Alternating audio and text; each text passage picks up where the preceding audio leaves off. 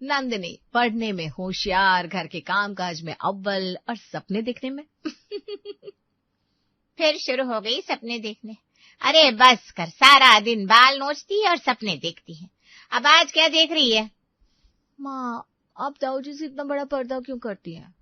ओहो, ये तू सपने में सोच रही थी कि मैं ताऊ जी से पर्दा क्यों करती हूँ? नहीं, एक्चुअली मैं ये सोच रही थी, मैं तो कभी इतना बड़ा पर्दा नहीं कर सकती, तो मेरी शादी ऐसे घर में कराना जहाँ सिर्फ एक ही बेटा हो, समझी? अब रहने दे, शादी ब्याह कुछ सोच कर नहीं होता, सब ऊपर वाले का खेल है, किस घर में कौन सी लड़की पटक दे।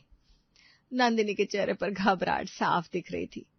माँ, ये लड़के वाले कब आएंगे और कितनी देर रुकेंगे? अरे चुप कर, जितनी देर रुके उतनी देर रुके, तो बस मुंह मत खोलना ज्यादा, समझी? जो पूछे वो जवाब दे। माँ, एक बात पूछूं? अब क्या? अगर लड़के के भाई भी हो घर में तो मुझे वहां भी घूंघट करना पड़ेगा क्या? हाँ तो और नहीं तो क्या, ससुराल में जेठ से पर्दा होता है बहू का, ये कौन सी नई बात है? माँ, मैं नहीं करूंगी, मैं सच बोल रही हूँ, मुझसे नहीं होगा इतना बड़ा घूंघट। अरे बाप रे, सुनो जिसकी बात अभी से नखरे शुरू। बेटा देख, तू ना जब ससुराल जाएगी तब सब अपने आप हो जाएगा। आजकल की लड़कियां बड़ी बड़ी बातें करती हैं, फिर जाते ही ढल जाती हैं। मम्मा, ढलने वाली नहीं हूँ। इतने में बाहर से आवाज आई, मेहमान आ गए। माँ ने नंदिनी को जल्दी से दुपट्टा ठीक कराया और घूंघट खींच दिया। नंदिनी ने मन ही मन सोचा, बस आज की बात है, ये घूंघट जिंदगी भर नहीं ओढ़ूंगी।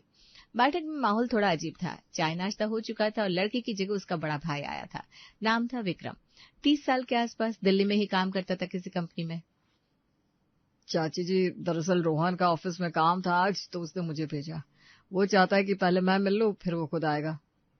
अरे कोई बात नहीं बेटा, तुम आए यही बात है।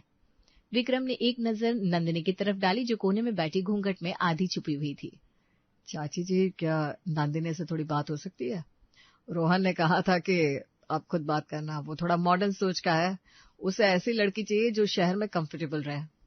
माँ ने नंदिनी को इशारा किया। नंदिनी पास आकर बैठ गई। घूंघट अभी भी था। नंदिनी जी, आपने पढ़ाई कहाँ तक की है? बीए कर रही हूँ और फाइनल ईयर है। आगे पढ़ना है? जी, एमए करना है हिंदी में, अगर हो सका तो नेट भी देना है। वाह, दिल्ली में रहोगी तो आसानी से होगा। रोहन भी यही चाहता है कि घर में पढ़ी लिखी बहू आए। अच्छा, दिल्ली गई हो कभी? एक बार गई थी, बहुत अच्छा लगा। वहां लोग आजाद लगते हैं। विक्रम मुस्कुराया। आजाद मतलब? मतलब अपनी मर्जी से जीते हैं, कोई किसी को घूर नहीं रहा, किसी को परवाह नहीं। अच्छा लगता है ऐसा। बिल्कुल सही कहा, दिल्ली ऐसी ही है, कोई किसी के पीछे नहीं पड़ता। घूंघट के पर्दे से भी नंदिनी का आत्मविश्वास साफ झलक रहा था। विक्रम ने देख लिया था जो देखना था। उसे घूंघट के बारे में एक शब्द नहीं कहा। उठते वक्त बस इतना बोला, चाची जी, आपकी बेटी बहुत समझदार है, रोहन को पसंद आएगी, मैं उससे बात करता हूँ। और चाय की आखिरी चुस्की लेकर विक्रम निकल गया। मेहमानों की गाड़ी गली से बाहर निकली और नंदिनी ने झटके से घूंघट हटाया, लंबी सांस ली। हाय माँ, कितनी घुटन होती है इसमें, सांस लेना मुश्किल हो जाता है। चुप कर, लड़के वाले खुश होकर गए हैं, अब घर में बैठ कर ड्रामा मत कर। माँ, मुझे नहीं करनी ये शादी। क्या? नहीं करनी, बस। माँ का चेहरा उतर गया। तभी पिताजी अंदर आए। क्या हुआ, सब ठीक है ना? देखो जी, इसे मना कर रही है शादी से। पिताजी नंदिनी के पास बैठ गए। उनकी आवाज में गुस्सा नहीं था। नंदिनी बेटा, विक्रम भैया तो बहुत अच्छे लगे और रोहन तो दिल्ली में अच्छी नौकरी करता है, तुम्हें क्या दिक्कत है बताओ? पापा, मुझे दिक्कत ये कि वहां भी यही घूंघट, यही पर्दा, यही घुटन होगी, मैं थक जाऊंगी। बेटा, दिल्ली में रहते हैं वो लोग, दिल्ली में कोई ये सब नहीं देखता, वहां की जिंदगी अलग है, खुली है, और रोहन खुद मॉडर्न है। विक्रम भैया ने तो एक बार नहीं कहा घूंघट के बारे में। नंदिनी थोड़ी देर चुप रही। ठीक है पापा, मैं हाँ करती हूँ, लेकिन एक शर्त है।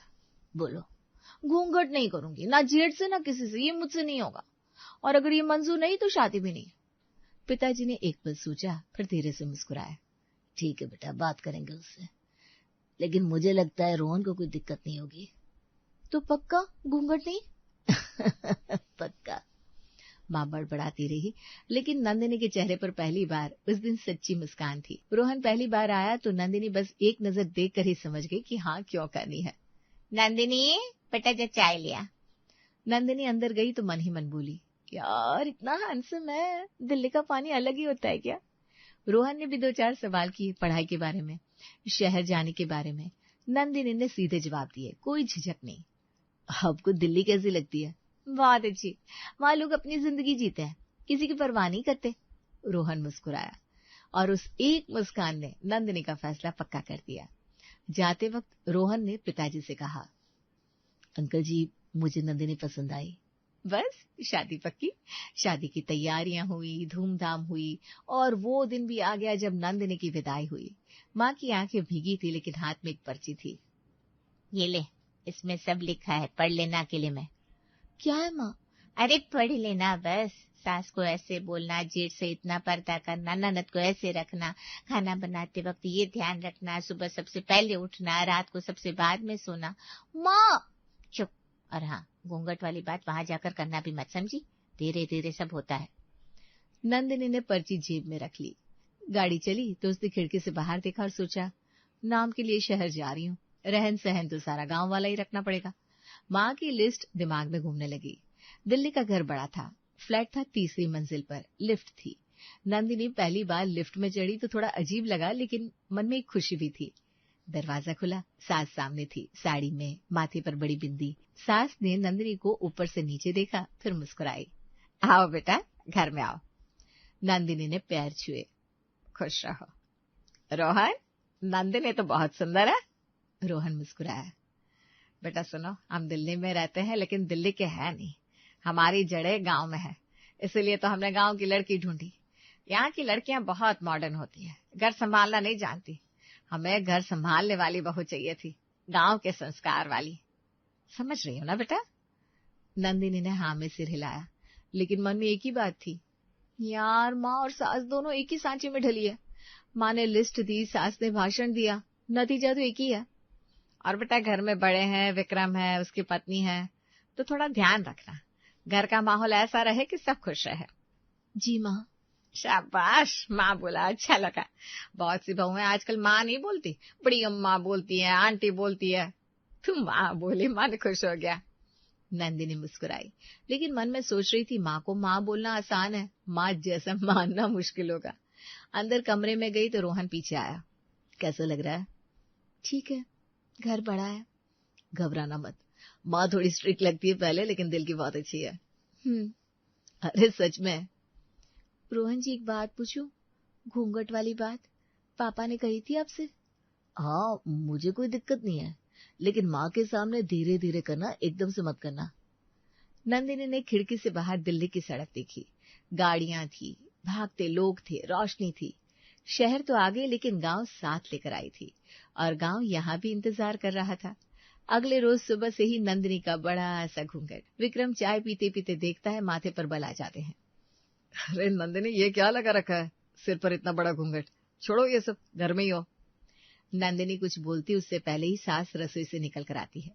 बेटा विक्रम, तू चुप रह, ये हमारे यहाँ का तरीका है, बहू घर में आई है तो जेठ से पर्दा करेगी, ये हमारे गांव की रीत है। माँ, अब कौन सा गांव और कौन सी रीत, दिल्ली में रहते हैं हम, कितने साल हो गए। दिल्ली में रहने से रिश्ते नहीं बदलते बेटा, जेठ माने बड़ा देवर नहीं, जेठ माने दूसरा पति जैसे, इसलिए कहते हैं कि जेठ से पर्दा सबसे जरूरी है। पुराने बुजुर्ग कह गए कि देवर भाभी के बीच हंसी मजाक चलता है क्योंकि वो छोटा है, लेकिन जेठ के सामने बहू की आंख भी नीची रहनी चाहिए। अरे ये सब पुरानी बातें माँ।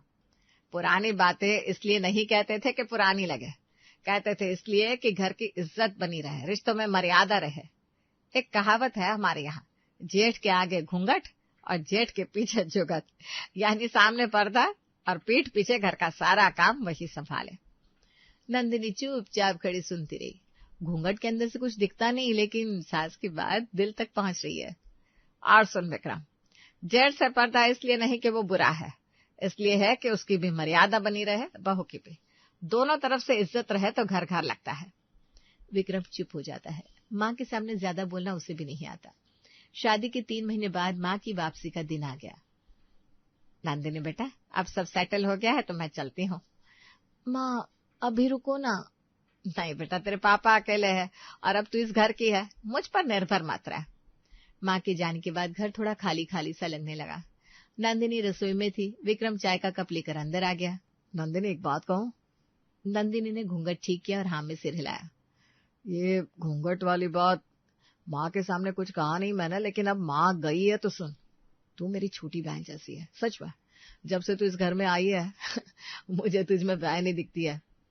नंदिनी चुप रही, कड़छी हाथ में थामे रही।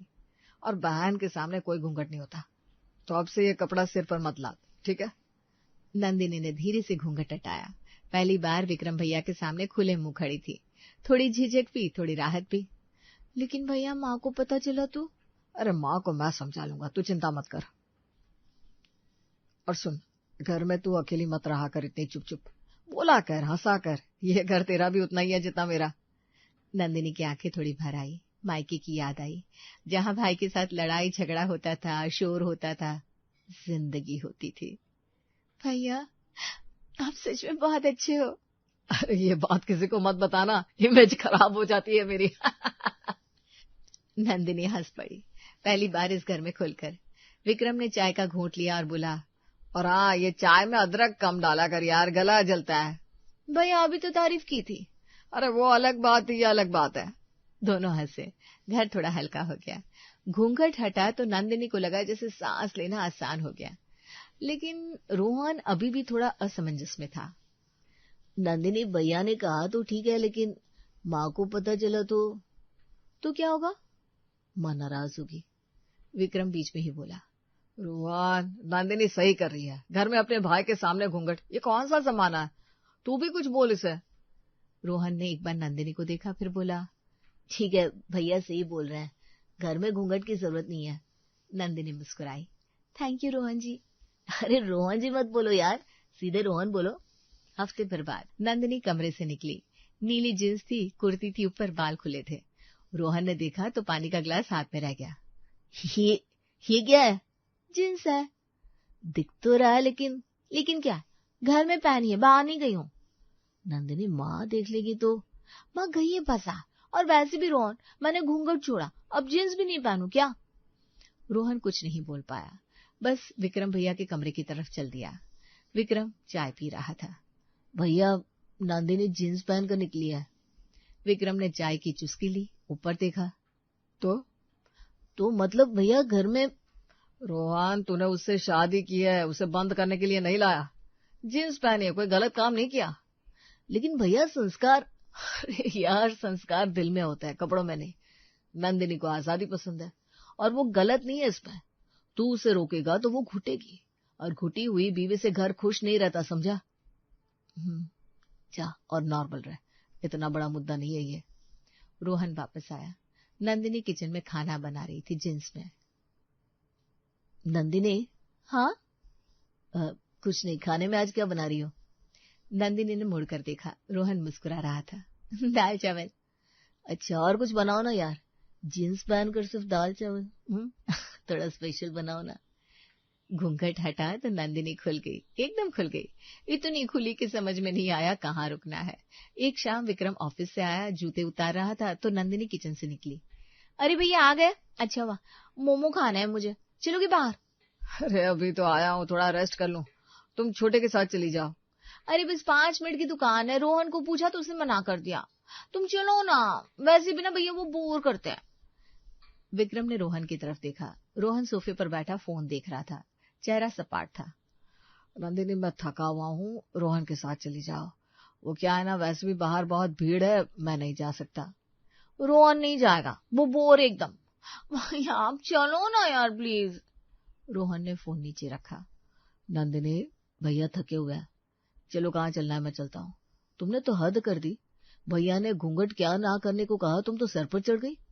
छोटी बहन हूं मैं उनकी, क्यों भैया? तुम्हारे साथ नहीं चला, हर वक्त गुस्सा करते रहते हो। अच्छा ठीक है मैं अकेले ही चली जाती हूँ। और चली गई। विक्रम ने रोहन को देखा, रोहन ने कुछ नहीं कहा, फिर से फोन उठा लिया। अगले दिन सुबह नंदिनी नाश्ता बना रही थी। विक्रम निकला तो नंदिनी ने आवाज लगाई, भैया एक काम करो ना, आज जिम जाते वक्त मुझे भी साथ ले चलो, मेरा भी मन है जिम ज्वाइन करने का। जिम तो रोहन भी जाता है, उसके साथ चली जाओ। रोहन सुबह 5 बजे जाता है, मैं इतनी सुबह नहीं उठ सकती। अब तो 9 बजे जाते हो ना, मेरे साथ परफेक्ट रहेगा। दिखते है मतलब हाँ, पक्का ना भैया? रोहन अंदर से सब सुन रहा था। चाय का कप रखा और कमरे में चला गया। शाम को तीनों हॉल में थे। विक्रम ने कोई वेब सीरीज लगाई। नंदिनी बगल में बैठ गई। भैया ये वाली नहीं, वो क्राइम वाली लगाओ ना, वो बहुत अच्छी है। कौन से? रुको रुको मैं बताती हूँ, 2 दिन पहले बात हुई थी ना, वो उसी वाली। रोहन बगल में बैठा था, चुप था। रोहन तुम देखोगे? नहीं, नींद आ रही है। अरे यार, रोज नींद आती है तुम्हें। भैया आप देखो ना मेरे साथ। रोहन उठा, पानी का ग्लास उठाया और कमरे में चला गया। नंदिनी को समझ में नहीं आया। भैया रोहन को क्या हुआ? विक्रम ने रिमोट रख दिया। नंदिनी एक बात पूछूं सीधा? हाँ पूछो ना। रोहन तुम्हारा पति है, मैं तुम्हारा जेठ हूँ। भाई की तरह रहता हूँ, इसका मतलब ये नहीं कि पति से ज्यादा मुझसे बातें करो। मोमो मेरे साथ, जिम मेरे साथ, सीरीज मेरे साथ। रोहन को अच्छा नहीं लगता ये सब? नंदिनी चुप हो गई। मैं गलत नहीं हूं, तुम भी गलत नहीं हो, लेकिन हद होती है, उसे पार नहीं करनी चाहिए। समझ रही हो ना? नंदिनी कमरे में जाती है और सोचती कि भाई ऐसी क्या गलती होगी। पहले घूंघट करती थी तो कहा बहन हो छोटी, अब छोटी बहन जैसे रह रही हो तो हद सिखा रहे। नंदिनी की हरकतें सुधरती नहीं। फिर एक रोज रविवार की सुबह नंदिनी तैयार होकर निकली। जींस, कुर्ती, बाल खुले। भैया चलो ना, वो नई मार्केट खुली है, बस 1 घंटा। नंदिनी रोहन के साथ जाओ। रोहन सो रहा है, उठाओगी तो नींद का बहाना करेगा। अब चलो ना भैया, बस 1 घंटा। रोहन अंदर से निकला। नंदिनी मैं चलता हूँ, भैया को क्यों परेशान कर रही हो? तुम बोर करते हो, भैया मजेदार है, भैया चलो ना। विक्रम ने रोहन को देखा। रोहन का चेहरा उतर गया। ठीक है चलो, लेकिन जल्दी वापस आना है। मार्केट में दोनों घूम रहे थे। पड़ोस वाली शांति देवी सब्जी लेने निकली थी। नंदिनी और विक्रम को साथ देखा तो रुक गई। अरे नंदिनी बेटा, कैसी हो? ये कौन है तुम्हारे साथ? भैया है, मतलब जेठ है मेरे। शांति देवी ने ऊपर से नीचे देखा, फिर विक्रम को देखा। ओहो, जेठ है, अच्छा अच्छा। और पतिदेव कहाँ है? घर पर सो रहे हैं क्या? हाँ वो थके हुए थे ना। थके हुए थे और जेठ थके नहीं थे। अच्छा है बेटा, बड़ा अच्छा है। विक्रम को समझ में आ गया, पर वो चुप रहा। शांति देवी पड़ोस वाली कमला के पास गई। कमला सुन, वो नई बहू है ना, 3रे फ्लोर वाली, जींस पहनती है, अपने जेठ के साथ मार्केट घूम रही है और पति घर पर। सच में? अरे भाई ये दिल्ली में सब चलता है, लेकिन जेठ के साथ हद है। भाई ये शहर है, यहाँ सब होता है, लेकिन देखने वाले तो देखते हैं ना। वापसी पर विक्रम चुप था। भैया क्या हुआ, चुप क्यों? नंदिनी वो औरत क्या सोच रही थी पता है तुम्हें? अरे भैया पड़ोसन है, बकबक करती रहती है। नंदिनी बकबक करने वालों से घर की इज्जत जाती है। मेरी नहीं तुम्हारी, रोहन की। आज के बाद मेरे साथ बाहर नहीं। रोहन है तुम्हारे साथ जाने के लिए, समझी? नंदिनी चुप हो गई। पहली बार विक्रम की आवाज में नरमी नहीं थी और पहली बार नंदिनी को सच समझ में आया कि भाई और पति में फर्क होता है। माँ का नंबर डायल किया। 1 रिंग, 2 रिंग। हाँ बेटा, सो नहीं गई अभी तक? और बस नंदिनी रो पड़ी। अरे क्या हुआ पता? चुप मत रह। माँ जी, मुझसे गलती हो गई, बड़ी गलती। क्या किया तूने?